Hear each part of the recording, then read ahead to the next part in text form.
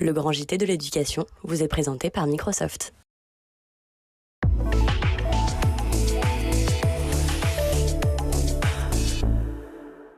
Bonsoir et bienvenue dans le Grand JT. Tout de suite le sommaire.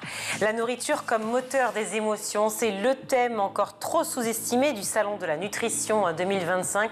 On en parlera en première partie d'émission.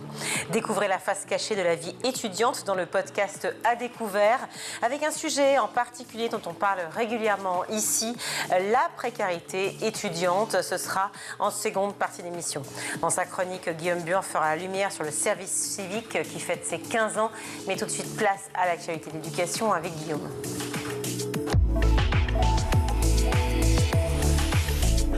Guillaume, bonsoir. Bonsoir Virginie, bonsoir à tous. Pour débuter, c'est aujourd'hui que s'ouvre le procès contre l'enseignante accusée d'avoir harcelé Eva-El.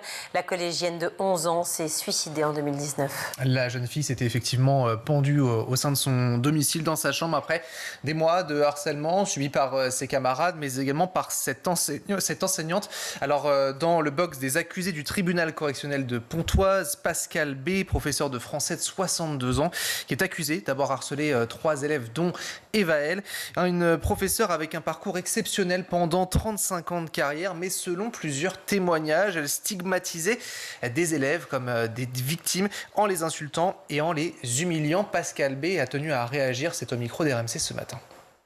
Non, je ne suis pas ce professeur affreux, harcelant, détestant ses élèves, prenant un plaisir sadique à les humilier.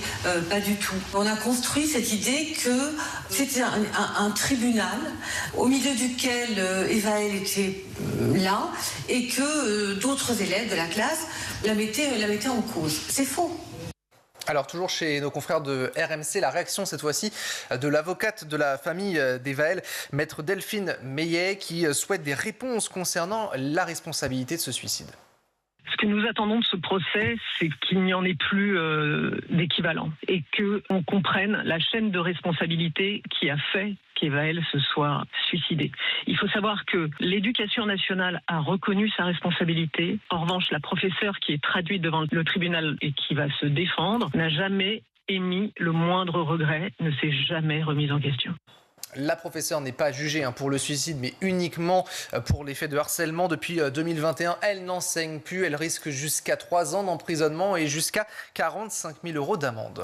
Toujours au volet judiciaire, un enseignant de 56 ans a été condamné à 9 ans de prison par le tribunal de Mulhouse. Et il a l'interdiction notamment d'exercer un métier ou une activité en contact justement avec des mineurs. Il est reconnu coupable d'agression sexuelle sur 25 enfants âgés de 7 à 10 ans. Des attouchements qui auraient débuté en 2004, mais avec une première plainte seulement en 2023. C'est une mère de famille qui est tombée sur le journal intime d'une de ses filles. Les enquêteurs ont découvert au passage près de 42 000 fichiers à caractère pédopornographique, notamment dans un disque dur d'un ordinateur de l'école, et puis également 93 000 au domicile de cette instituteur, avec une cinquantaine de films téléchargés sur des plateformes interdites. Toujours en lien avec les professeurs, mais sur un tout autre sujet. Le Sénat a adopté à l'unanimité diverses mesures pour les soutenir face aux violences et aux outrages. Proposition de loi qui a été déposée par le sénateur centriste Laurent Lafont, qui émane d'une commission d'enquête parlementaire. On vous en avait parlé ici même. Elle avait été lancée à la suite de l'assassinat des professeurs Samuel Paty et Dominique Bernard. La principale mesure vise notamment à rendre automatique l'octroi d'une protection fonctionnelle, c'est-à-dire des mesures de prévention, de protection et d'assistance pour ses employés.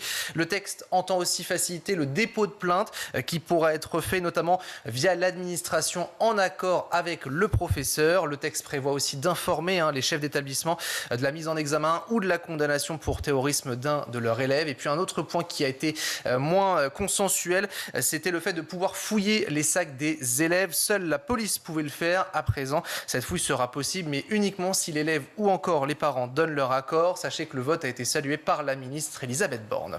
Des professeurs bien seuls ce matin dans certaines écoles, puisque les associations conservatrices appellent les familles à ne pas envoyer les enfants en classe en signe de contestation contre les VARS.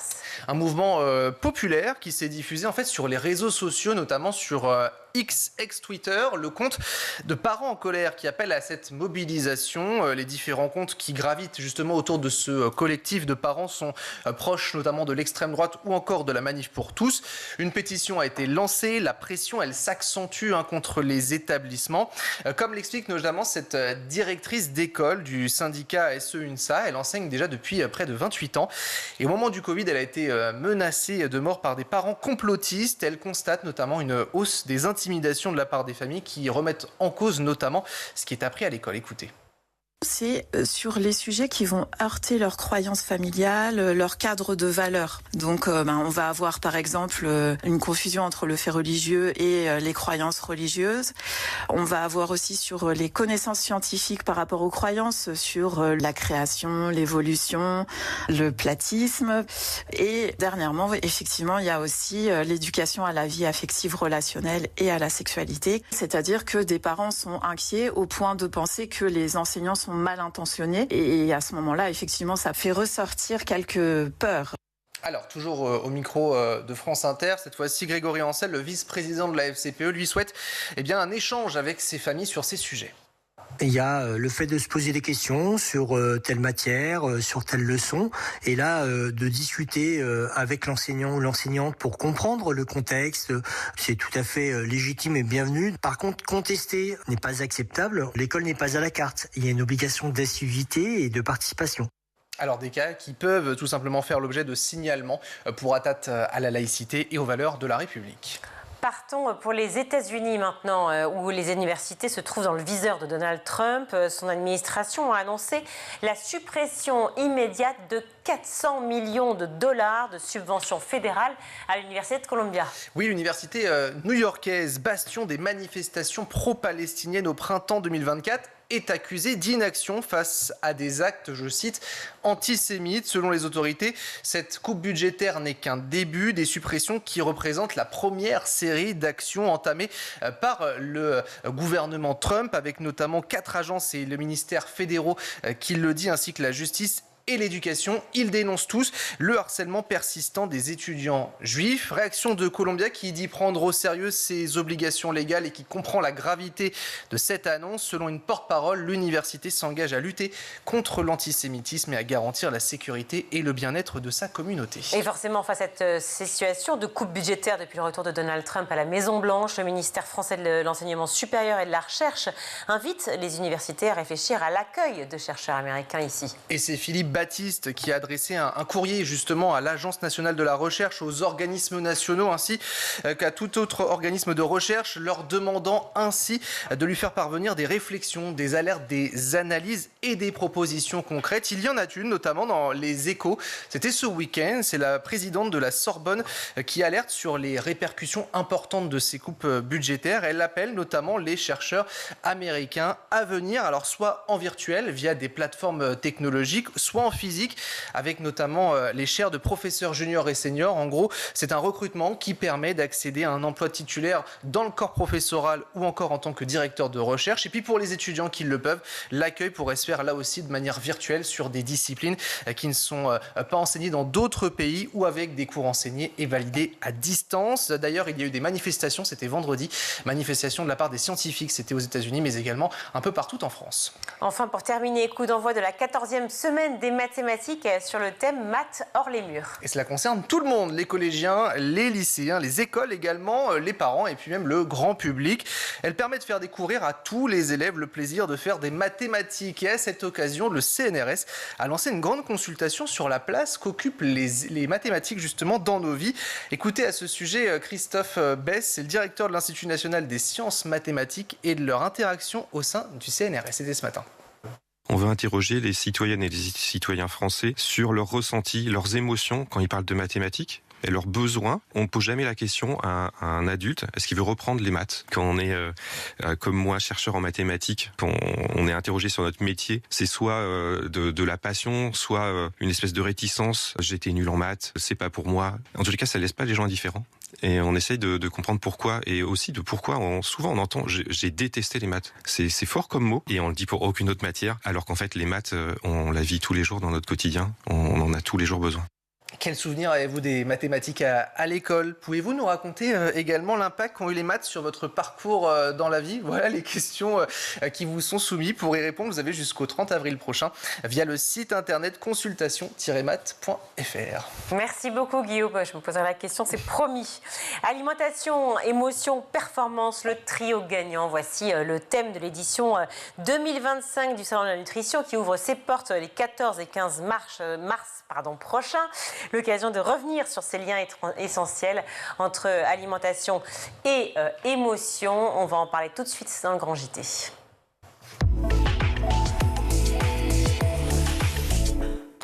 Et pour en parler, je suis ravie d'accueillir sur ce plateau Stéphanie Potier. Bonjour. Bonjour. Merci beaucoup d'être avec nous. Vous êtes responsable communication du Salon de la Nutrition.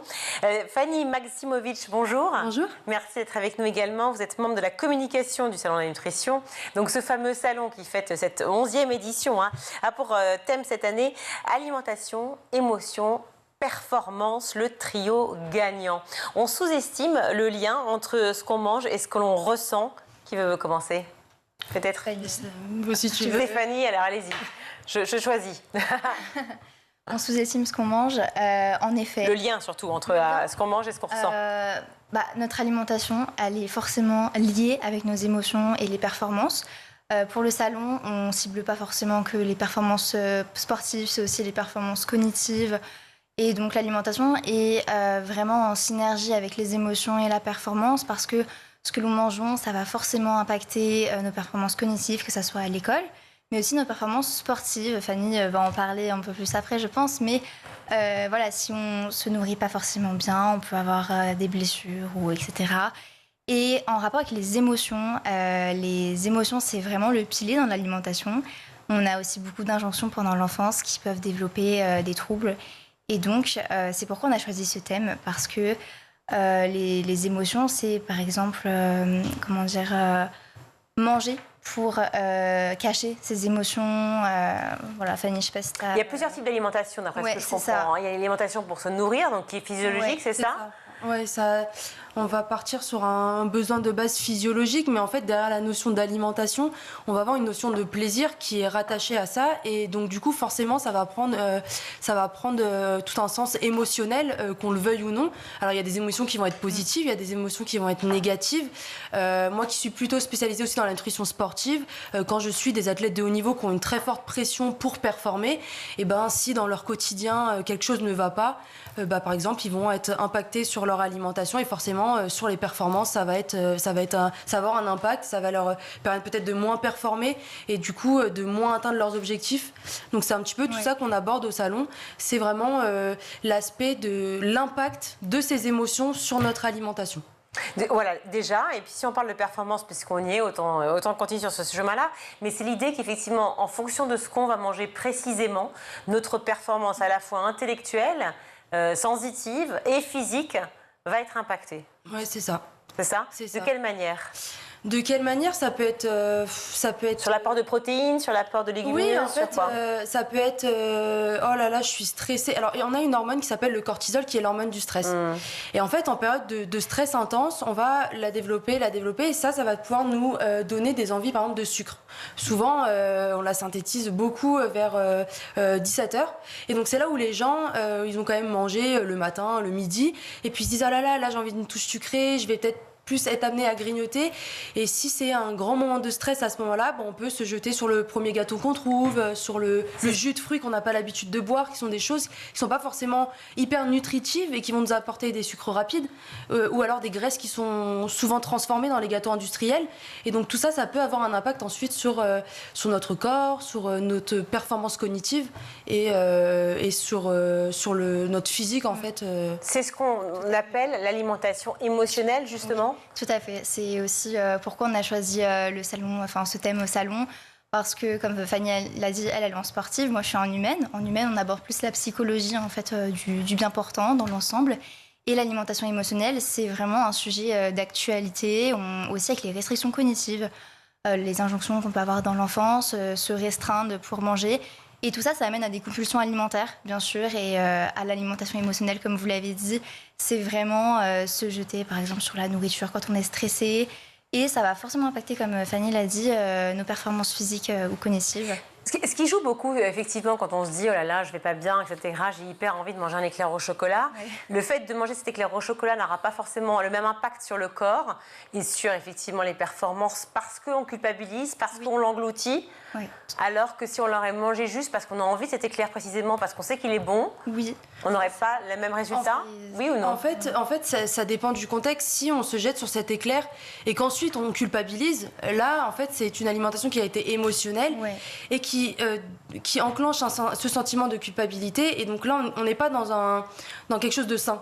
La personne... Mais pas ça, pourquoi? Parce que qu'est-ce qui se passe entre le corps et l'esprit, entre la culpabilité et effectivement le problème de la digestion? C'est le fait de se dire là j'ai été stressée, ça m'a amené à manger quelque chose de sucré que j'aurais peut-être pas forcément. C'est pas quelque chose de sain entre guillemets. On peut se faire plaisir, on peut manger de temps en temps des sucreries. La personne qui, à cause de son stress, à cause de peut-être son mal-être, va se jeter sur cet éclair au chocolat, va lui interpréter la situation comme quelque chose de négatif et ensuite va pouvoir culpabiliser sur cette chose qui est une action assez simple au final, juste de manger un éclair au chocolat qui ne devrait pas amener cette culpabilité. Ouais. La personne n'a pas été en pleine conscience lorsqu'elle a dégusté justement cet éclair au chocolat et va regretter par la suite et c'est dommage. Et c'est pour ça que vraiment l'alimentation aussi en pleine conscience, c'est un des sujets sur lesquels on va aborder au salon. Mais en quoi c'est problématique de ne pas être en pleine conscience de ce qu'on mange? Parce qu'on n'a pas conscience du plaisir alimentaire aussi et aujourd'hui, on mange dans la rapidité. La majorité de la population mange en 10-15 minutes, alors qu'en réalité, il faudrait manger en 30, voire 35 minutes. Parce qu'au bout de 15 minutes, le cerveau ne comprend pas qu'on est en train de manger. Et par la suite, ça peut... on n'a pas le sentiment de satiété et on va avoir encore faim. Et c'est pour ça aussi on n'est pas rassasié. Il y a un exemple qui est très concret, c'est tous les parents qui disent aux enfants « finis ton assiette et tu auras un dessert ». Et ça peut au final à l'âge adulte provoquer une alimentation émotionnelle ouais. Et je pense que plein de gens se reconnaîtront et se diront mais en fait moi des fois j'ai plus faim mais je vais continuer de finir mon assiette parce que j'ai toujours été habituée à finir mon assiette parce que peut-être je veux pas gâcher ou ouais. Je ne sais quoi et au final en fait on en vient à ne plus forcément s'écouter, à plus écouter ses sensations, cette histoire de satiété ouais. Et donc du coup c'est là qu'on va aller tendre vers une alimentation qui va être plus émotionnelle. Alors, cette alimentation émotionnelle, on comprend, souvent on pense au chocolat aussi, qui est un espèce d'aliment roudoudou, tout ce qui fait penser au réconfort. Est-ce qu'on va pouvoir pousser ces personnes-là, qui ont ces habitudes alimentaires, à manger autrement et quels aliments privilégier dans ce cas ? Fanny, je ne sais pas. En fait, ce qu'il faut savoir, c'est qu'on a des recommandations actuellement qui ont été faites par le Programme national nutrition santé qui tendent vers une alimentation plus saine. Plus fait maison et une des premières choses je pense qui manque dans l'assiette de la population ça va être des fibres. Les fibres on va les retrouver dans les légumineuses, dans les oléagineux, donc tout ce qui va être graines, les noix, les noisettes, tout ce qui va être aussi les fruits et les légumes et ces sources en fait vont être satiétogènes et ça va nous permettre au final d'avoir ce sentiment du coup de satiété et de ne pas avoir faim une heure après le repas. Et en fait ce qu'on peut modifier dans l'alimentation c'est des petits paramètres, c'est pas tout changer mais c'est rajouter par exemple un petit peu de crudité, un petit peu de légumes, une poignée d'amandes par-ci par-là et en fait tout ça va faire qu'on aura peut-être plus cette sensation de satiété et on aura moins cette sensation du coup de faim parce que on n'a pas donné à notre corps au final ce qu'il avait besoin au moment du repas. Peut-être des idées reçues par exemple, le fameux plat de pâtes qui est observé, qui est dégusté, avalé par nos grands sportifs. Pourquoi c'est important aussi avec des protéines d'avoir des céréales? Vas-y si tu veux. Une alimentation équilibrée, c'est important pour un bien-être global. Les protéines, ça a aussi un rôle satiétant, comme Fanny l'a dit juste avant, d'autant plus pour les sportifs, car les protéines, ça permet la synthèse des muscles, le renouvellement cellulaire, tissulaire. Donc c'est très important. Et les glucides, notamment les glucides complexes, tout ce qui est les pâtes, le riz, le quinoa, les lentilles, ça permet un apport en énergie sur le long terme et donc une satiété aussi plus longue, donc moins de risques d'avoir des petits creux dans l'après-midi, de se jeter sur des sucreries. Donc c'est pour ça qu'on veille toujours à avoir légumes, protéines, féculents dans son assiette, un peu de tout et c'est vraiment le point le plus important. Et aussi, si on a une carence en vitamines et minéraux, ça peut aussi impacter le cortisol, le stress. C'est pourquoi on suit vraiment les recommandations et on tend la population à aller vers ça. Une étude est sortie il y a quelques jours sur l'obésité en France. 60% des adultes dans le monde seraient atteints d'obésité en 2050. En France, on n'a pas encore les chiffres exacts, mais on est quand même assez inquiet aussi des courbes aujourd'hui. C'est cette obésité et donc les maladies qui pourraient en découler. Est-ce qu'elles sont dues aussi à soit un problème d'éducation à l'alimentation ou effectivement aux produits eux-mêmes, à la matière première qui est proposée? Pour moi, ça peut être vraiment un petit peu les deux. On a un manque d'éducation. Il faudrait peut-être plus sensibiliser les enfants, mais aussi les parents qui s'occupent des repas dès le plus jeune âge. Donc il y a un petit manque d'éducation, je pense, sur simplement l'équilibre alimentaire. On ne parle pas d'autres sujets plus complexes. Et malheureusement, l'industrie, en fait, ce que présente l'industrie aujourd'hui, c'est très très facile d'aller s'acheter en moins de 10 minutes un plat de lasagne qui va être déjà fait, qui n'est pas du fait maison, qui va être avec des additifs, des conservateurs, qui va être du coup ultra transformé, donc qui va utiliser les graisses, mais les graisses qui vont être plus de mauvaise qualité. Et donc du coup, en fait, tout ça, ça va favoriser les maladies cardiovasculaires, les risques métaboliques comme le diabète par exemple. Et en fait, c'est tous ces problèmes, toutes ces pathologies qu'on va retrouver dans l'obésité. Le problème, c'est que le fameux plat de lasagne tout fait, il coûte beaucoup moins cher que tous les aliments qu'on achèterait. Et ça prend beaucoup moins de temps aussi. Donc, à faire à la maison. Comment faire justement pour conjuguer cela? On va conseiller à nos patients déjà de faire des repas simples qu'ils apprécient, avec des ingrédients faciles à avoir chez eux, des boîtes de conserve, des légumes, voire des légumes surgelés. Et pour les familles, faire des plats un peu comme des lasagnes par exemple, mais ajouter des légumes dedans, en fait, pour équilibrer l'alimentation. Et c'est toujours avoir des petites techniques, des légumes surgelés, ou faire cuire un peu plus de riz, comme ça j'en ai encore pour le lendemain, des pommes de terre en congelé. Faire toujours en plus grande quantité pour pouvoir être... pas être là à commander une pizza parce qu'on n'a pas le temps, en fait. La problématique, en fait, pour tous ceux qui font les courses, c'est de dire ça coûte plus cher d'acheter chaque aliment et de les préparer que d'acheter du tout fait et plein d'additifs, etc. C'est pas forcément plus cher.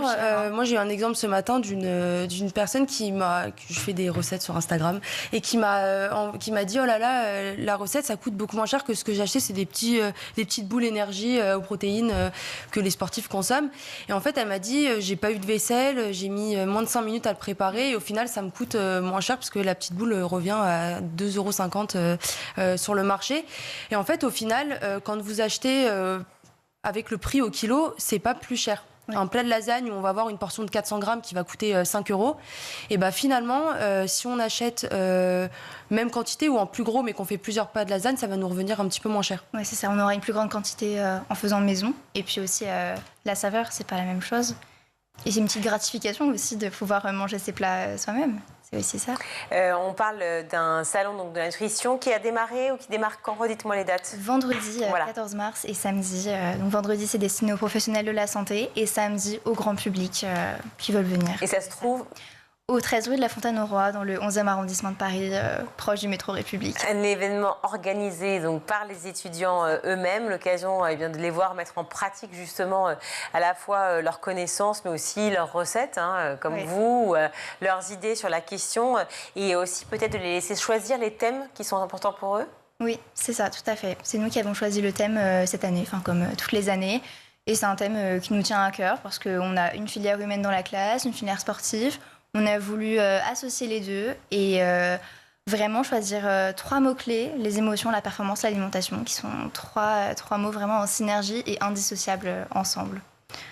Oui, je vous en prie. Non, c'est juste que c'est, je pense, un problème qui est d'actualité et tout le monde en parle. Et je pense que ça peut vraiment intéresser autant des sportifs, autant des personnes lambda qui sont juste soucieux de bien manger, qui en ont marre de se prendre la tête aussi, parce que arriver devant son assiette tous les jours et se dire oh là là, peut-être qu'il faudrait pas que je mange ça, ou ça a été toute une prise de tête pour manger. Je pense que c'est un peu lourd au quotidien et ça concerne malheureusement beaucoup trop de personnes. Oui. Donc on s'est dit que c'était un sujet qui pouvait intéresser et qui n'était pas niche au final, et qui pourrait intéresser un large choix de personnes au final. Tout à fait. Alors, on a parlé souvent de précarité étudiante sur ce plateau. De nombreux étudiants n'arrivent pas à manger à leur faim. Il leur reste souvent très peu d'argent à la fin du mois pour pouvoir justement se nourrir. On a vu de nombreuses associations se créer pour ça, à l'instar de Studelp qu'on va recevoir tout à l'heure. Ils ont besoin de cours, ils ont besoin de paniers, ils ont besoin aussi d'être aidés. Comment faire et comment vous les recevez justement sur le salon de nutrition pour pouvoir les aider aussi à avancer? Moi, je pense que maintenant, il y a beaucoup de techniques. Nous-mêmes, nous sommes étudiants. Oui. Et pour moi, c'est vraiment je veux bien manger et c'est très important dans mon quotidien. Et je pense que maintenant, on a plusieurs techniques. On peut manger bien sans se ruiner, et c'est pas parce que on mange de la viande que, alors oui, des fois ça coûte cher, oui, d'aller chez le boucher ça coûte cher, mais on a plusieurs alternatives. Et je pense que par exemple se faire une liste de courses bien précise, se choisir 2-3 plats, en fait c'est au final du meal prep. Ouais, c'est une technique que beaucoup de gens utilisent, c'est cadrer au final ces repas. Par exemple, le dimanche, on choisit de se faire 3 plats qu'on gardera sur la semaine. On fait une liste de courses bien détaillée, puis on peut faire aussi avec ce qu'on a déjà chez nous pour peut-être aussi finir les placards. Ça évite de redépenser. Et au final, je pense que ça permet d'organiser, de ne pas acheter en quantité inappropriée. Et ça permet aussi de bien manger et sans trop faire éclater le budget au final. Oui, c'est ça, tout à fait. Le lien avec les émotions et l'alimentation, on parlait effectivement de ces fringales que l'on a dans les moments d'angoisse, de stress ou autres. Et puis à l'inverse aussi, ces émotions qui agissent beaucoup sur ce deuxième cerveau qui est le ventre et où on voit des allergies se créer. On en a beaucoup parlé pour le lactose ou le gluten. Un petit mot peut-être sur ce sujet? Sur le lactose et le gluten, c'est vrai que j'ai pas forcément vu d'études sur ce sujet. Après, bien sûr, les émotions vont agir sur le système digestif. Quand on est stressé, on va avoir mal au ventre ou on a des palpitations. Et aussi, à l'inverse, de se sauter sur la nourriture, on peut avoir plus faim aussi. Et ça peut causer aussi des troubles du comportement alimentaire, malheureusement. Un petit mot, c'est qu'il faut savoir écouter son corps en toutes circonstances et savoir aussi développer des techniques pour mieux gérer son stress et ne pas se laisser envahir tout simplement. Je ne sais pas si Fanny t'a... Oui, non, c'est ça. On dit que l'intestin, c'est le deuxième cerveau, que ça guide quand même et que nos émotions impactent à ce niveau-là. Il y a maintenant plein de méthodes au-delà de l'alimentation pour gérer ses émotions, que ce soit la méditation, que ce soit la respiration, la cohérence cardiaque. On voit plein de tas de choses comme ça. Après, voilà, c'est normal de stresser. Il y a aussi du bon stress. C'est pas quelque chose qui est négatif. Oui, ça peut impacter et ça peut donner des troubles digestifs. Maintenant, je pense qu'il faut réussir à avancer avec son corps et réussir aussi à apprendre à se connaître de mieux en mieux et pouvoir aussi gérer ça de notre côté. Et ensuite, peut-être que ça se répercutera sur l'alimentation et tout ira bien. Merci à vous deux d'être venus sur le plateau du Grand JT. Fanny Maximovic, membre de la communication du Salon de la Nutrition, et Stéphanie Potier, vous êtes responsable de la communication du fameux Salon de la Nutrition qui aura donc lieu vendredi et samedi dans le 11e à Paris. C'est bien ça. Voilà. Merci à vous d'être venus sur le plateau. On va marquer une courte pause, on se retrouve.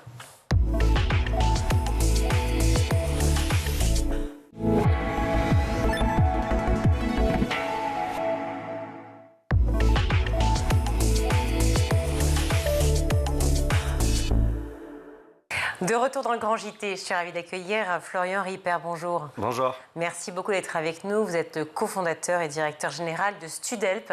Vous étiez venu ici il y a maintenant 3 ans. C'était le début à la fois de School, bien sûr, mais surtout de Studelp.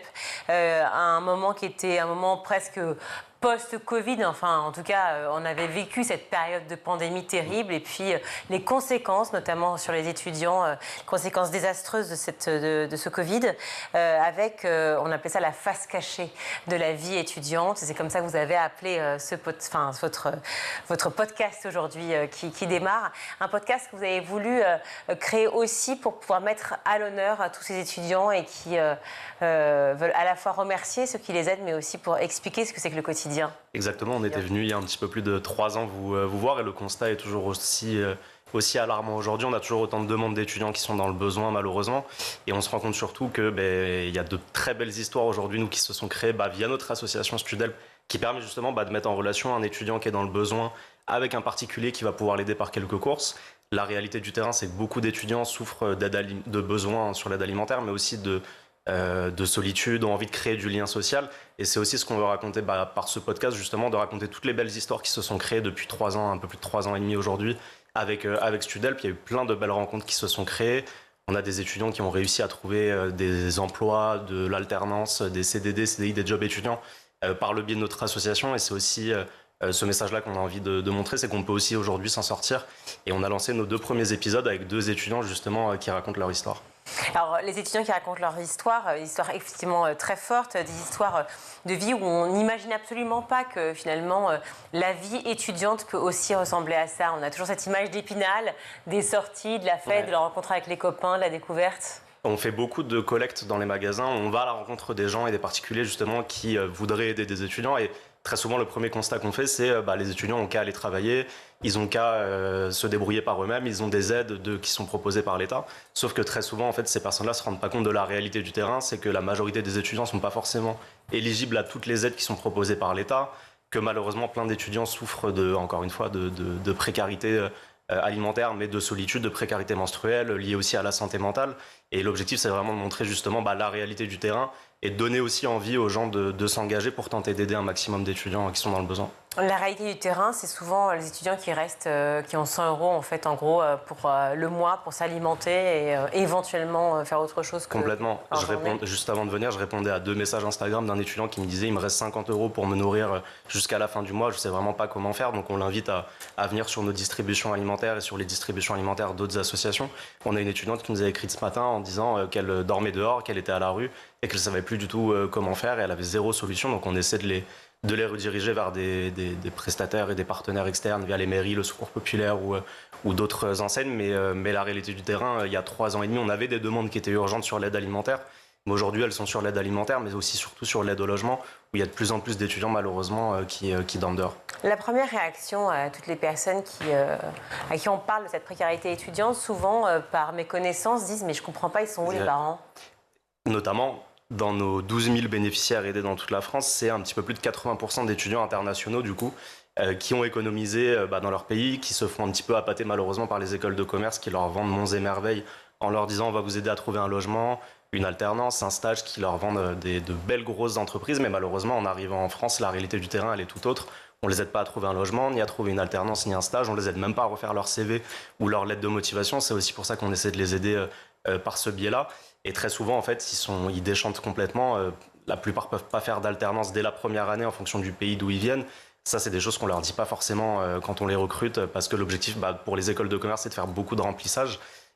Mais la réalité, elle est tout autre et ils sont vraiment complètement délaissés quand ils arrivent en France. Les parents, pour des étudiants nationaux, c'est déjà compliqué, mais pour des étudiants internationaux qui arrivent ici, qui connaissent vraiment personne, qui n'ont vraiment aucune connaissance aussi sur toutes les aides qui sont disponibles et possibles pour les étudiants, aide financière, aide alimentaire, aide au logement, aide à l'employabilité, c'est encore plus compliqué malheureusement. Et puis la honte aussi, de ne pas vouloir dire à ses proches, de ne pas leur faire les inquiéter, de ne pas leur faire peur, de ne pas raconter ce qui se passe dans le quotidien de ces étudiants. C'est souvent ça aussi, parce qu'on parle de santé mentale. Et c'est aussi pour ça qu'on a lancé un podcast, parce que très souvent, les étudiants n'osent pas forcément parler de leurs problématiques justement face caméra. Là, le podcast, c'est complètement audio, les étudiants se lâchent un petit peu plus. Alors, c'est pas anonyme, on essaie... Typiquement, sur le premier épisode, on a une étudiante qui s'est lancée en freelance, donc on essaie de la mettre en avant aussi pour qu'elle puisse potentiellement trouver des nouveaux clients. Mais du coup, l'objectif, justement, par ce podcast-là, c'est vraiment de mettre en avant tous les profils d'étudiants, internationaux comme nationaux, qui ont été ou qui sont encore dans le besoin aujourd'hui. Et ce qui est fou, c'est qu'on a lancé le podcast il y a un petit peu plus d'1 mois. On a déjà des étudiants qui nous écrivent en nous disant « j'ai envie aussi, moi, de passer dans le podcast et de raconter mon histoire. Je m'en suis sorti aujourd'hui. » On a même des étudiants qui aujourd'hui aident d'autres étudiants qui sont dans le besoin et qui ont envie de raconter leur histoire. On est le 10 mars, quand il reste 50 € pour finir le mois, ça veut dire que 20 journées avec 50 € pour se nourrir, pour faire autre chose. À la fameuse question « mais pourquoi tu ne trouves pas un job ?» Tout simplement parce que je ne peux même pas me déplacer. Aussi, et il y a un constat qu'on fait aussi, c'est qu'on ne donne pas forcément les bons outils aux étudiants, ou alors les étudiants ne savent pas trop justement où trouver ces bons outils pour refaire leur CV, leur lettre de motivation, comment aller démarcher des magasins. comment avoir un CV qui va être propre, sans faute d'orthographe, avec une belle photo, etc. Les étudiants n'ont pas forcément tous ces outils-là. Et c'est vrai que malheureusement, avec le confinement, il y a beaucoup d'étudiants qui galéraient à trouver un job étudiant. Aujourd'hui, c'est peut-être un peu plus simple pour eux, même si ils n'ont pas forcément les bons outils pour aller trouver justement ces jobs-là. C'est eux qui ont envie de partager leur expérience et leur parcours avec vous? C'est vous qui les démarchez? Comment ça se passe? C'est vrai que les 2 premiers épisodes, c'est des étudiants qu'on connaît bien, justement, qu'on a aidés et qui aujourd'hui s'en sont sortis. On a un 2e épisode qu'on a sorti avec un étudiant béninois qui s'appelle Sawab. Son rêve, ça a toujours été de travailler dans le monde du sport business. Via nos partenaires, la Fondation Paris Saint-Germain, il a eu la chance d'être recruté en alternance justement par la Fondation PSG, d'être au quotidien avec des grands athlètes, avec Teddy Riner. Il a donné le coup d'envoi du match PSG-Metz l'année dernière avec Kylian Mbappé. Donc des souvenirs énormes. Donc on a plein de belles histoires justement avec ces étudiants-là qui s'en sont sortis aujourd'hui. Il a réussi à trouver un CDI grâce notamment à l'un de nos partenaires. Donc c'est vraiment montrer qu'il est possible de s'en sortir et surtout de pouvoir donner un maximum de conseils aux étudiants. Moi, je suis plus étudiant depuis très longtemps. Si c'est moi qui leur donne des conseils, je préfère que ce soit un étudiant sur le terrain concrètement qui va pouvoir les aider et leur donner des conseils concrets. Une chaîne d'entraide, de solidarité et aussi d'écoute effectivement entre eux et avec eux. On revient aux prémices effectivement de Studelp. C'était effectivement l'intelligence de pouvoir mettre en relation les étudiants qui ont besoin de courses, qui ont faim et qui n'arrivent pas à se nourrir faute d'argent, et puis ceux qui peuvent faire des courses et qui se disent si je remplis un caddie pour 1 ou 2 personnes, peut-être que je peux rajouter une 3e personne dans la course. C'est le concept de base de l'association, c'est de les mettre en relation avec des particuliers qui leur font des courses. C'est un concept qu'on avait créé au démarrage uniquement en Ile-de-France et on voulait vraiment tester dans les arrondissements de Paris dans un premier temps sans trop brûler les étapes, sauf qu'on s'est rendu compte que les premières demandes, elles venaient de Lille, de Toulouse, de Lyon, de Marseille, vraiment de toutes les villes de France. Donc on a dû répondre rapidement à tout ça. Et l'aide alimentaire, aujourd'hui, c'est vraiment le point d'entrée de l'association. Et c'est surtout la création de liens sociaux en fait, qui se crée entre l'étudiant et le particulier du coup qui va aider l'étudiant. C'est que finalement l'objectif, l'aide alimentaire soit qu'un prétexte et qu'ils puissent se retrouver pour aller prendre un café, aller au musée, faire des sorties sportives, culturelles. On a même des donateurs qui vont faire des sorties running avec des étudiants et c'est vraiment l'objectif du coup. C'est l'objectif, effectivement, ce lien social, mais pour revenir quand même aux prémices, parce qu'on parle de précarité étudiante et c'est aussi ça la précarité, c'est se loger, se nourrir. Se nourrir, c'était vraiment une situation extrêmement difficile et ça l'est toujours aujourd'hui. J'ai quand même des chiffres sous les yeux qui sont assez durs. 89% des étudiants sautent des repas pour des raisons financières, 89%. Donc on pourrait carrément dire 100%. C'est quand même dramatique. La situation, l'idée en tout cas était assez novatrice et géniale. C'est-à-dire que si on n'avait pas ou on n'osait pas rentrer forcément en contact, au moins on pouvait aider en proposant un plein de courses à un étudiant de manière assez anonyme. Et puis sinon, effectivement, on rentrait en relation. Est-ce que ça a marché tout de suite? Est-ce que vous vous êtes rendu compte que les Français étaient solidaires? Complètement. C'est un concept qui est basé sur l'engagement citoyen. Aujourd'hui, on a un peu plus de 8000 donateurs qui se sont inscrits pour aider les étudiants et vraiment dans toutes les villes de France, on a des personnes qui font des paniers à 200, 300 € pour plusieurs étudiants. On a lancé aussi une plateforme pour les fêtes de fin d'année parce qu'on s'était rendu compte que plein d'étudiants passaient les fêtes de fin d'année seuls et isolés de leur famille. On a lancé vraiment une plateforme, encore une fois, en jetant une bouteille à la mer. On a eu plus de 450 repas qui ont eu lieu du coup dans des familles qui ont accueilli des étudiants pour le réveillon, pour le 31. Et ça a permis de créer du lien et on se rend compte qu'il y a vraiment plein de personnes qui ont envie d'aider mais qui ne savent pas trop comment le faire. Et justement, c'est aussi pour ça qu'on est là aujourd'hui, c'est pour montrer que justement, il y a des initiatives qui permettent de s'engager et ça peut être 30 €, comme 15 €, comme 50 € par mois. C'est vraiment en fonction des capacités de financement de chacun. Et ils peuvent avoir confiance. 8000 personnes, effectivement, donateurs. Pour combien d'étudiants recensés, j'entends? 12 000. 12 000 qui sont dans le besoin. Donc malheureusement, on a beaucoup d'étudiants, entre guillemets, qui n'ont pas pu avoir de donateurs aujourd'hui, même si on a beaucoup de donateurs qui aident plusieurs étudiants. Mais on a des villes où on a des besoins beaucoup plus urgents, comme à Montpellier, à Toulouse ou à Lille, où on a énormément de demandes d'étudiants, mais on a aujourd'hui très peu de donateurs pour les aider. Donc on essaie de compenser par des courses en ligne. Quand c'est des situations très urgentes, on leur commande directement des courses en ligne qu'ils vont récupérer dans le magasin le plus proche de chez eux pour leur permettre de tenir pendant un laps de temps. De tenir pendant un laps de temps. Ouais. À l'époque, j'ai un vague souvenir des chiffres, mais il me semble que c'était dans les 7500 ou 8000 étudiants qui étaient dans le besoin. Vous me parlez de 12 000 étudiants aujourd'hui, ça veut dire que la situation a dramatiquement empiré. À quoi c'est dû en dehors de l'augmentation des prix? Alors, je pense aujourd'hui que et j'ai travaillé au sein d'écoles de commerce et universités, je pense que les écoles et universités ont un vrai rôle à jouer. Notamment sur le remplissage des classes. Aujourd'hui, on accueille un maximum d'étudiants pour faire du remplissage, mais la réalité du terrain, c'est que est-ce qu'on est capable de pouvoir assumer 400, 500 étudiants internationaux qui vont arriver, qui vont avoir besoin de logement, qui vont avoir besoin d'aide financière, qui vont avoir besoin d'aide sur l'employabilité. Aujourd'hui, c'est toute la question qu'il faut se poser et on essaie de trouver des solutions là-dessus. Aujourd'hui, la question qu'on nous pose souvent, c'est si vous étiez à l'Assemblée nationale, qu'est-ce que vous mettriez en place? Aujourd'hui, j'ai pas de solution miracle, mais en tout cas, peut-être d'éduquer un peu mieux les écoles et universités. Il y en a pas mal qui jouent le jeu et qui essaient justement de trouver des solutions pour aider les étudiants, mais la réalité, elle est encore assez catastrophique sur le terrain. Et la précarité étudiante reste encore un tabou, effectivement. Donc, en parler davantage, peut-être effectivement sur les familles, au sein des universités, comme vous le faites. L'idée aussi de se dire qu'il y a des défis pour chaque étudiant, des défis concrets. Quand on voit que le pass culture, tout d'un coup, est supprimé, alors ça reste de la culture. On pourrait dire que c'est pas forcément aussi important que se nourrir, mais ça reste quand même essentiel aussi pour les étudiants. Complètement. On a déjà amené plus de 200 étudiants à l'Opéra Garnier, du coup. On a des sorties sportives aussi régulièrement. On fait des sorties running avec nos étudiants dans Paris et dans d'autres villes de France. On essaie de pouvoir leur proposer autre chose que simplement de l'aide alimentaire et qu'ils puissent aller au musée, qu'ils puissent aller voir des matchs. On a la chance d'avoir le PSG en partenaire ou le Racing 92 qui nous propose des places régulièrement pour nos étudiants. Et on se rend compte qu'ils sont très friands de tout ça. Dès qu'on met des messages pour aller voir X matchs, tous les étudiants sont hyper friands et ça leur permet aussi de se retrouver entre eux et de passer tous ensemble un moment convivial. Si l'OM veut être partenaire, ils peuvent aussi. On a tenté de les avoir en partenariat. Je leur passe un message d'ailleurs, mais on n'a pas réussi. mais oui, complètement. Mais le PSG a un gros soutien aujourd'hui pour nous.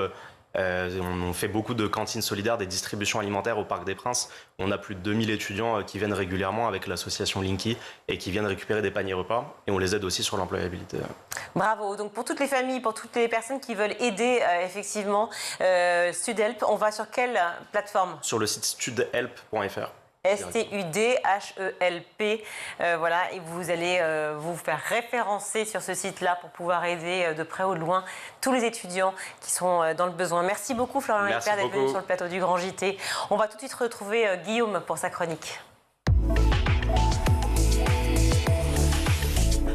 Aujourd'hui, c'est un anniversaire que nous célébrons, pas le vôtre, cher Guillaume, ce sera bientôt, mais ce sont les 15 ans du service civique. Et pour commencer, un peu d'histoire, s'il vous plaît. Oui, on va revenir en 1965 avec une loi, la loi Messmer, qui a créé un service national, une notion qui est élargie au-delà du service militaire comme on connaissait à l'époque, mais plutôt à de nouvelles formes d'engagement d'ordre civil, la coopération dans un pays étranger ou encore l'aide humanitaire, les urgences notamment dans les départements et les territoires d'outre-mer. Puis arrive 1996 avec le président de l'époque, Jacques Chirac, qui a suspendu le service militaire obligatoire et qui annonce notamment une professionnalisation de l'armée. Il souhaite le remplacer donc par un volontariat et il promet au passage un service civil volontaire. Sauf qu'avec l'alternance de gouvernement, droite puis gauche, la mise en œuvre de ce service civil volontaire prend un peu de temps, entre 1997 et 2002, tout de même des difficultés, des retards donc, puisque certains évoquaient une précarité, une forme de travail dissimulé, non salarié,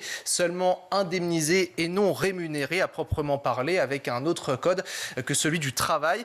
Alors arrive ensuite en 1997, une année plus tard, le service national qui est suspendu, remplacé par la journée d'appel, puis la journée de défense et citoyenneté. On rappelle qu'elle est obligatoire à tous les Français âgés de 16 à 25 ans. Et on parle vraiment, et arrive ce service civique dans les années 2000, en 2005, avec la mort de Ziad Ebouna, électrocuté dans l'enceinte d'un poste électrique alors qu'il cherchait à fuir et à échapper à un contrôle de police. Le président Jacques Chirac annonce la création d'un service civil volontaire qui sera mis en place l'année suivante, et puis sous Sarkozy, qui a demandé notamment à Luc Ferry en 2008 de faire tout un rapport et une enquête sur ce service civique. C'est là que naît justement ce service civique. Nous sommes le 10 mars 2010. On a quand même, selon les derniers chiffres que j'ai reçus, près de 850 000 jeunes qui ont réalisé un service civique depuis sa création. C'est énorme. Alors quels sont les contours de ce service civique ? Selon la loi, renforcer la cohésion nationale, la mixité sociale, offrir à toute personne volontaire l'opportunité de servir les valeurs de la République et de s'engager en faveur d'un projet. Voilà pour l'aspect théorique. Mais sinon, en d'autres termes, c'est de mobiliser en fait la jeunesse, répondre aux défis de la société. C'est vraiment ouvert à tous, de 16 à 25 ans et jusqu'à 30 ans pour toutes les personnes qui sont en situation de handicap. C'est pas un stage, c'est pas du bénévolat, ni même un emploi salarié. C'est un engagement qui est volontaire, entre 6 et 12 mois, au sein d'une organisation et d'un organisme à but non lucratif ou de droit public, des associations, services de l'État, entreprises solidaires ou encore les collectivités territoriales. En février 2011, il y avait même une trentaine de jeunes qui ont rédigé une charte. Il y a 11 points à respecter: le respect de l'autre, la solidarité avec les plus faibles, la recherche de l'épanouissement, l'ouverture à la diversité ou encore, pour ne citer que, l'attachement à la citoyenneté. Les volontaires ont aussi un statut juridique à part, qui n'est donc pas dans le Code du travail, mais plutôt sur le Code du service national. Et il y a une indemnisation, il faut le savoir, 620 € par mois qui est pris en charge par l'État. Il y a des congés, il y a aussi la possibilité d'avoir notamment une protection sociale. Et puis grâce à leur carte qui leur est donnée, les volontaires profitent aussi de quelques avantages, des offres spéciales, des assurances habitation, des complémentaires santé, voire l'accès au transport. Alors qu'est-ce qu'on va retrouver comme mission ? Il y a 10 domaines d'action pour vous qui nous regardez. La solidarité, la santé, la culture, le loisir, l'éducation pour tous, le sport, l'environnement, la mémoire, la citoyenneté, le développement international, l'action humanitaire ou encore l'intervention d'urgence. Il y a quand même plusieurs dizaines de milliers de missions d'intérêt général qui vous sont proposées. C'est en France, en métropole, dans les Outre-mer, mais aussi en Europe et dans le monde. Pour toutes les découvrir, vous allez sur le site suivant, service-civique.gouv.fr. Alors ça, c'est pour le service civique, mais forcément, depuis l'allocution du président sur la situation en Ukraine, et bien évidemment, on reparle beaucoup du service militaire qui trotte dans la tête de beaucoup de Français. Effectivement, et on met justement en parallèle les deux. D'un côté, le volontariat, le fait de s'engager, mais pour de l'associatif, et l'autre, le service militaire, on sait, pour le côté armé. Nous sommes en guerre. 4 mots qui ont donc alimenté ce débat, 4 mots du président qui ont fait ressurgir ainsi une envie des Français. 6 Français sur 10 sont favorables justement au rétablissement d'une forme de service militaire obligatoire. Hypothèse très appréciée. Alors, on va dire plus chez les anciens, si je puis me permettre, c'est-à-dire les plus de 65 ans. 72% des sondés sont prêts et souhaitent tout simplement un retour de ce service. Sinon, pour les 18-24 ans, on a 43% qui seraient favorables. Sur le plan politique, là aussi, il y a des distinctions. Les Républicains de l'Assemblée nationale sont plus pour, tandis qu'en dernière marche, on retrouve la France insoumise. Et puis, on a une enquête qui est parue aujourd'hui pour 20 minutes. C'est l'enquête Moi Jeune, menée auprès des 18-30 ans. 3 jeunes sur 4 seraient favorables à une augmentation du budget de la défense. Et le retour de Trump, justement, conditionne tout cela, puisqu'il y a quelque chose de différent. 56% des personnes interrogées estiment que la politique de Trump constitue une menace très importante, 29% assez importante pour la paix. Et on a même 3/4 des jeunes qui craignent qu'un jour, il y ait l'irruption d'une guerre nucléaire à court ou à moyen terme. Et puis, cette autre statistique, on a quand même près d'un jeune sur 2, dont 37% des femmes, rien que ça, qui se disent prêts à s'engager dans l'armée en cas de conflit. Alors la plupart envisagent notamment des postes de soutien, il faut le noter. Et ce qu'on sait un peu moins aussi, c'est que le service militaire, il est quand même présent encore aujourd'hui. On l'appelle le service militaire volontaire. C'est là aussi pour les 18-25 ans qui le souhaitent, qui sont sans emploi, qui certains sont peut-être sans diplôme, de s'engager, d'avoir une expérience professionnelle au sein de l'armée, des volontaires stagiaires, des volontaires experts. Là aussi, il y a une indemnisation si vous le souhaitez, entre 345 € et 745 €. C'est renouvelable. Là aussi, ce sont des engagements et vous êtes formé dans différents métiers, la restauration, le BTP, la sécurité ou encore l'agriculture et la métallurgie, avec une formation qui est de 400 heures en moyenne, avec une préparation intensive, notamment pour chercher de l'emploi. Donc on voit qu'il y a eu une autre forme d'engagement, service civique, potentiel service militaire et le service militaire volontaire sur d'autres schémas. Bon, ça, un débat qui est là, disons que la porte est encore ouverte, affaire à suivre si cela revient un jour. On va en reparler évidemment dans le Grand Gîte. Merci beaucoup Guillaume. On va tout de suite retrouver le meilleur de School TV avec le ZAP. Vous êtes donc infirmière de formation, formatrice à la prévention des violences sexistes et sexuelles, autrice et réalisatrice du documentaire Les mots pour vous le dire. Pourquoi ce titre ? Alors, initialement, j'avais créé un blog qui s'appelait Les mots pour le dire, qui permettait de justement sortir de toute la silenciation qu'il y a quand on est victime de violences sexuelles, puisque j'ai été victime de violences sexuelles dans mon enfance. Et l'omerta et le tabou sont tellement forts que c'est compliqué de trouver les mots adéquats déjà pour dire ce qu'on a vécu. Mais au-delà de dire ce qu'on a vécu, il faut que la personne à qui on le dit soit en capacité de le recevoir. C'est pour ça que pour moi, au-delà des mots pour le dire, il fallait surtout trouver les mots pour vous le dire, pour que lorsque je parle, vous soyez en capacité de recevoir ce que je vous raconte. Vous distinguez 3 types de coparentalité, coopérante, conflictuelle et complémentaire. Bon, on imagine que coopérante, c'est mieux que conflictuelle. Pour autant, vous dites qu'il ne faut pas toujours fuir le conflit. Oui, alors le conflit dans l'imaginaire collectif, c'est quelque chose qui est destructif et qu'il faut éviter. Alors dans certains cas, évidemment, le conflit est quelque chose de plutôt destructif, mais pas toujours. Le conflit, c'est aussi une manière de se confronter à l'autre, de pouvoir exprimer ses besoins, ses attentes, de mettre carte sur table et de pouvoir finalement trouver une solution qui est commune. En ce sens, le conflit peut être constructif. Dans les familles recomposées, le conflit, qu'il soit constructif ou destructif, souvent on évite d'y aller parce que les relations sont déjà peut-être un peu fragiles, on a peur, n'ose pas, on a un petit peu peur, on se dit oulala, si je rentre sur ce terrain-là, j'ai un peu peur d'ouvrir la boîte de Pandore, donc je ne dis rien. Au contraire, je pourrais vraiment engager les familles recomposées qui commencent à expérimenter certaines difficultés, certains conflits, à pouvoir s'exprimer, que chacun puisse parler de ses besoins, de ses attentes, et que finalement, au sein du couple coparental, on puisse se mettre d'accord. En tout cas, pour que cette coparentalité fonctionne, il y a quand même quelques conditions. Et la première, c'est que le parent reconnaisse le beau-parent. C'est le parent biologique, j'entends, qui va instituer le beau-parent devant l'enfant en disant il ou elle est légitime pour te dire des choses, pour contribuer à ton éducation, et pas seulement si c'est le père Disneyland pour t'emmener à Disneyland. Voilà. Alors, à condition que le parent veuille bien du beau-parent comme coparent, ça commence à devenir un petit peu compliqué, mais c'est bon. On l'a. Voilà. Évidemment, ça va être le rôle du parent de soutenir le beau-parent dans son rôle au sein de la famille et de pouvoir le valider aussi auprès des enfants. Vraiment de pouvoir expliquer aux enfants que beau-papa, belle-maman et maman ou papa, on fait une équipe et on travaille ensemble pour votre bien. On apprend dans le rapport Teams 2023 qu'il y a un écart de 23 points. 23 points, c'est énorme. Entre les garçons en mathématiques, dès le C1 et la CM1 et la 4e, avec les filles. J'avais envie de vous dire, qu'est-ce qui contribue justement à ce fossé entre les filles et les garçons? Vous allez me dire, ça fait le lien avec ce qu'on vient de se dire, mais 23 points, c'est quand même énorme. C'est-à-dire que la représentation des stéréotypes aujourd'hui dans la société, elle pèse concrètement sur des filières, sur des parcours de vie aussi, forcément. Tout à fait.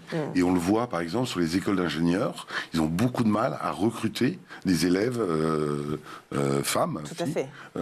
Qui est pourtant un secteur en tension. C'est pas pour moi. Pourquoi elles se disent ça alors que souvent elles ont les compétences, mais dans l'inconscient, on a dit effectivement, ce sont plutôt des métiers de garçons et avec des parcours où les mathématiques sont valorisées et valorisées plus pour les garçons. Donc c'est alors effectivement globalement déjà on a un niveau de maths qui baisse. Mais alors effectivement, l'écart se creuse entre garçons et filles, et on va le voir surtout avec les effets Covid. Il y a eu aussi un effet Covid. Alors justement, je veux bien qu'on en parle, parce que vous l'avez remarqué, vous, chez Academia, cet effet Covid. On l'a remarqué, beaucoup d'études le montrent, que surtout les élèves de CM1, CM2, effectivement, il y a un vrai décrochage. Pourquoi? C'est que la construction mathématique, c'est un peu comme des briques qu'on assemble. Donc si on n'a pas les fondamentaux, à un moment le mur s'écroule. Ce qui n'est pas le cas en français ou en histoire ou dans d'autres matières. Vous pouvez très bien comprendre le XVIIIe siècle sans avoir assimilé le XVIIe.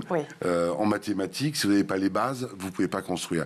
Donc quelque part, ces lacunes qu'il y a eu pendant on va dire presque 3 années Covid au niveau scolaire, eh bien se ressent.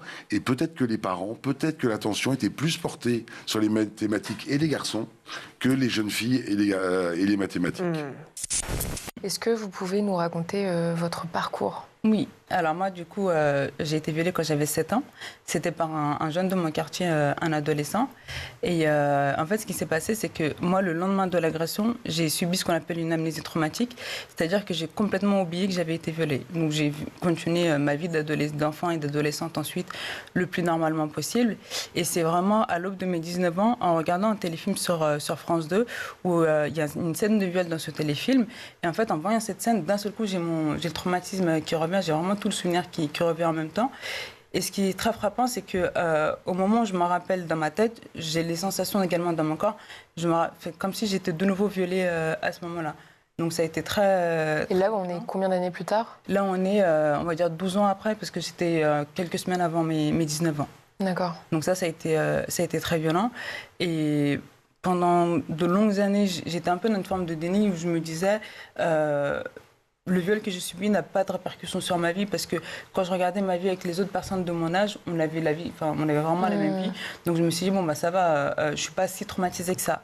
Et en 2013, je me suis vraiment rendu compte qu'en fait, j'étais, à ce moment-là, je ne mettais pas le mot dépression dessus, mais j'étais clairement en train d'en faire une.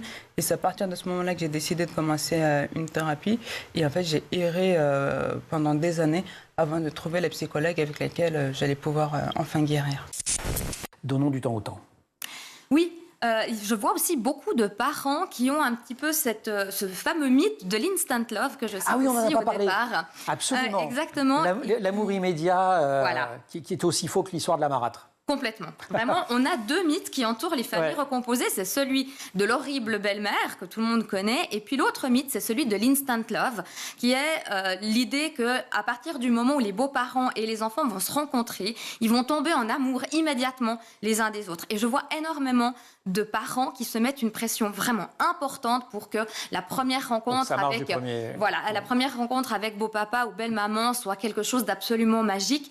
Non, ça ne se commande pas comme ça. Alors oui, il y a des situations où ça arrive, mais vraiment j'invite les parents à ne pas se mettre cette pression-là parce que les relations, comme n'importe quelle relation, eh bien ça prend du temps. Vous avez commandé là récemment une enquête réalisée avec Odoxa qui montre que 34% des collégiens et des lycéens se projettent dans des métiers scientifiques, particulièrement des jeunes filles qui rêvent de devenir vétérinaires, médecins ou encore ingénieurs, j'en parlais en introduction. Comment vous expliquez-vous, avec le recul que vous avez justement sur ces 30 ans d'entrepreneuriat avec Acadomia, au plus près justement des élèves, cette forte appétence des jeunes filles pour les sciences et malgré tout, leur niveau en mathématiques qui reste quand même assez faible? C'est toute l'équation à plusieurs inconnus, qui est à la fois l'appétence pour des filières plutôt scientifiques et en même temps, effectivement, ce décrochage, si je puis dire, en mathématiques. Et on le voit progressivement entre le primaire, le collège, le lycée, où plus ça va, moins il y a de jeunes filles qui font des matières scientifiques. Alors, le pourquoi, il y a plusieurs explications possibles. Déjà, ce qui est intéressant, c'est au niveau maternel, garçons et filles ont exactement les mêmes compétences. Le premier décrochage se passe au niveau du primaire. Alors pourquoi? Il y a plusieurs explications. Première explication, c'est effectivement souvent ce sont plutôt des maîtresses. Donc quelque part inconsciemment, les maîtresses vont pousser plus les filles vers des réflexions plutôt littéraires que scientifiques. Une deuxième explication qu'on pourrait donner, c'est effectivement, puis beaucoup de choses viennent toujours de l'enfance. Une petite fille va jouer à la poupée, va être plutôt dans le rêve, dans le récit, là où le petit garçon va être dans la construction et déjà quelque part dans une logique, si je puis dire, mathématique, pour construire son château fort ou sa petite voiture. Donc, quelque part, il y a, bien sûr, et encore une fois, souvent c'est involontaire, cette façon de reproduire un schéma qu'on a soi-même connu ou que la société un petit peu nous pousse. Voilà pour le ZAP. Merci à vous tous de nous suivre. Merci beaucoup, Guillaume, d'avoir été avec nous. On vous retrouve, vous ouvrez en fait et vous fermez la semaine. On se retrouve vendredi. Ça. Merci, Guillaume, d'être là aussi fidèle à l'émission, tout comme vous qui nous regardez. Merci aussi à toute l'équipe en régie. Aujourd'hui, à la réalisation, c'est Romain Luc, au son, Héloïse Merlin, le maquillage, Laure Audemont, Emma Ferré et Laura Girard à la rédaction. Je vous souhaite une très bonne soirée, très belle ou bonne, ça fait bol, soirée et à demain.